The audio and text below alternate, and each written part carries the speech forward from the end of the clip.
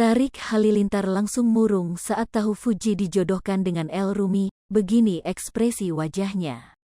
Kabar putusnya Tarik Halilintar dan Fuji masih terus menjadi perbincangan hangat.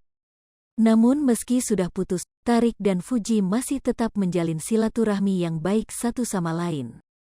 Bahkan keduanya terlihat tak seperti pasangan yang sedang putus cinta.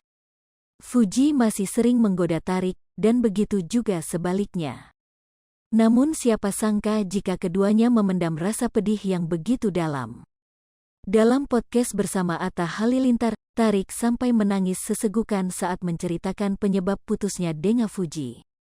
Bahkan saat tahu Fuji kini sudah dijodoh-jodohkan dengan anak kedua Maya Estianty, Tarik langsung terlihat murung. Bahkan Tarik hanya terdiam ketika awak media menanyakan soal Fuji yang kini dijodohkan dengan El Rumi.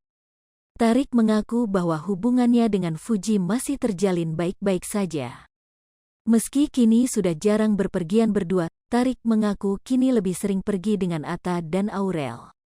Sebelumnya Tarik sampai menangis sesegukan saat menceritakan soal Fuji.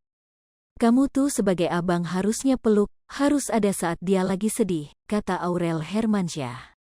Hingga Aurel mengaku saat ia putus juga dirinya merasakan hal yang sama seperti Tarik.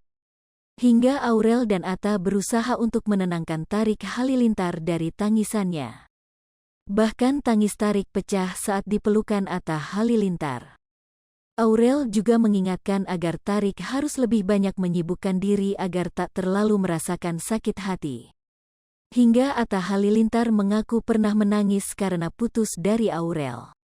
Bagi Atta hal tersebut normal jika ia menangis setelah putus dengan pasangan. Apalagi menurut Atta sang adik memang tipe pria yang penyayang.